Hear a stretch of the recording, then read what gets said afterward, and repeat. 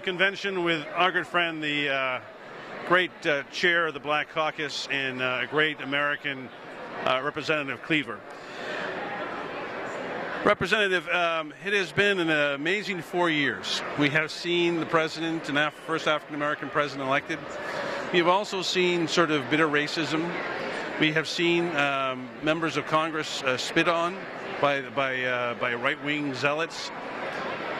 But now we're coming, and it is looking like we can potentially re-elect him, and things are moving in the right direction. Give me a description of what it's been like for you witnessing all this, considering the history of African Americans in America. Well, it's been a tough 4 years. I don't think there's any way that we can describe this without saying it's been tough, it's been brutal, and to some degree, we have had things happening to this president that never happened to any other president. Never in the history of the Republic has a president, while delivering the State of the Union speech, been interrupted by a member of Congress. And in this case, not only interrupted, but called a lie. Right. And so when you look at all of the things that were done that I think would not have been done but to this president, it would generate some level of suspicion. But through it all, the president has persevered. He has never, as far as I've been able to see, and I've been to the White House many times, he's not responded in a negative and nasty way to the negative and nasty things that have been said and done about him.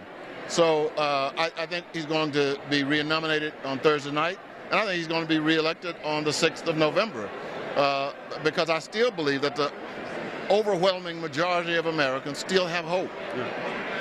They still believe in the president. We believe, and we believe that the president is right on the issues, and he's right on the emotional pieces of getting people out to vote. But is it enough to overcome a organization, Koch brother-inspired groups tied with the Republican Party that want to cheat? They want to take away the vote of the African American, take away the vote of the Latino, the college kid.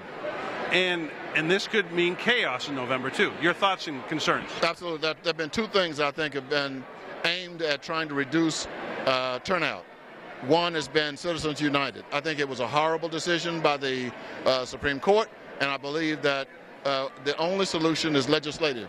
We've got to figure out a way to overturn Citizens United legislatively. In other words, we've got to craft legislation that essentially rules it out, and the Supreme Court would then have to decide whether or not the law we passed was constitutional. I think the other has been the effort for some strange and perhaps perverted reason for people to go out and pass all of these new laws that are done so as a solution looking for a problem. I mean, we have had no massive voter fraud in the United States of America. If you go back over the last 25 years, there have been less than 20. So what is this all about? What was this designed to do? And it doesn't even require cynicism to come to the conclusion it was designed to make voting difficult. And if you make voting difficult, what groups would you target? Well, the elderly, and you would target minorities. And so I think that that creates problems. They're all Democratic constituencies, every one of them. No question about it. No question about it. When you start talking about people showing government ID, and you know that African Americans, probably over 75 years of age, in many cases, particularly in the South, they don't have government ID. My father is 90 years old, in very good shape, and his mind is as sharp as it has ever been. But for the fact that he still drives and has driver's license, he wouldn't have a government-issued ID and would have to go out and buy it for about $22, I think it is, in the state of Texas. So, you know, that's no different than the poll tax of 65, 70 years ago. So, you know, when you know that those people were not born in hospitals and that there's very little chance that there is a birth certificate, I think the facts speak for themselves. Well, the other thing, of course, that you do when you turn down the African American vote is you turn down the issues that are very much in concern. Obviously, poverty, economic issues. but even more so now in the big cities where you are from Kansas City, former mayor, gun violence. We have an incredible epidemic situation right now, and the Republicans never talk about this. It's all about, don't carry my gun to bed and everything else. Fact is that we need to take illegal guns off the hands of people, assault weapons, so forth. I'm not taking away from a rifle. Anyone wants to go on and hunt, fine.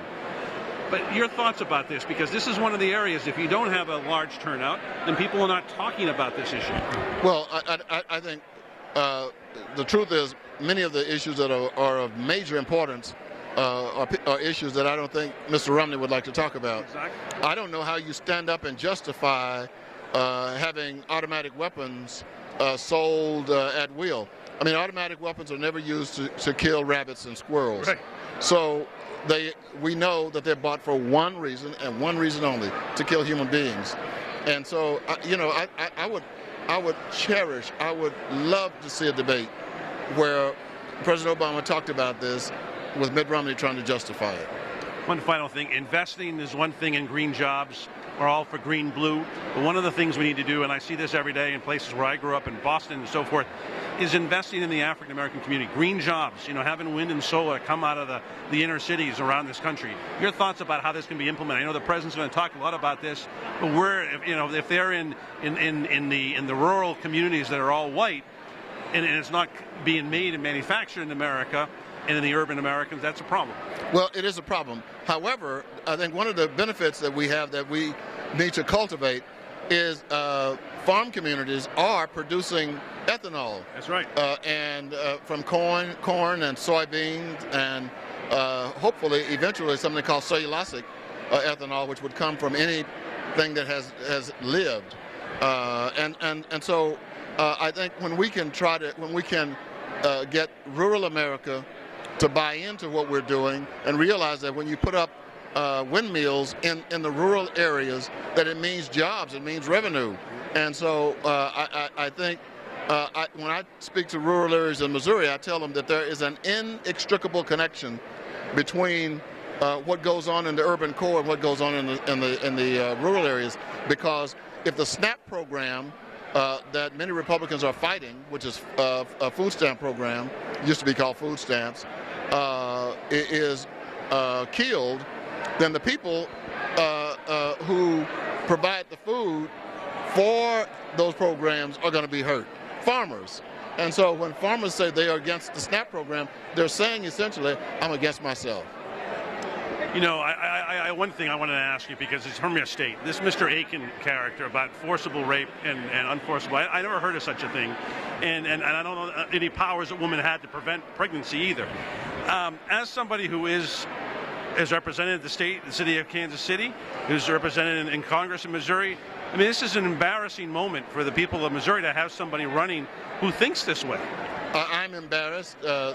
Not only that Mr. Akin is a Missourian, I think if you look at the Republicans, they've all asked that he leave, from Senator Blunt, from former Senator Talent, former Senator Jack Danforth, former Senator Kit Bunn, all Republicans saying, be gone. Now, the great tragedy is that right now, and it hurts me to say this, but Akin and Senator McCaskill are in a dead heat, and that is very, very troublesome, because it means that some people are saying, look, I am more interested in ideology than getting idiocy out of the Congress. It's so good to talk to you. Are we hopeful that when we have mayors on the program, we had Mayor Menino on today, and we've talked to others, that they connect with Democrats, and therefore one of the reasons why we need a Democratic House come November is because there's no open door policy with Mr. Boehner and Mr. Cantor when it comes to urban American issues, when it comes to mayors' issues. If mayors are really interested, even Republican mayors, in urban issues, they know, they may not say it on your show, but they know that the Democrats in Congress are the ones who are pro-cities. And every major piece of legislation that has helped turn cities around, whether it was UDAG grants, whether it was community development block grants, it doesn't matter. They were put in place by Democrats. Democrats rebuild the urban core, and mayors will embrace those principles. And that's why when you look at resolutions passed by the U.S. Conference of Mayors, you'll find that Republicans and Democrats are voting together on it. Fantastic. Great to talk to you. It's fantastic to have you on. We're looking forward to it next time. Good to be with you. Thank you very much.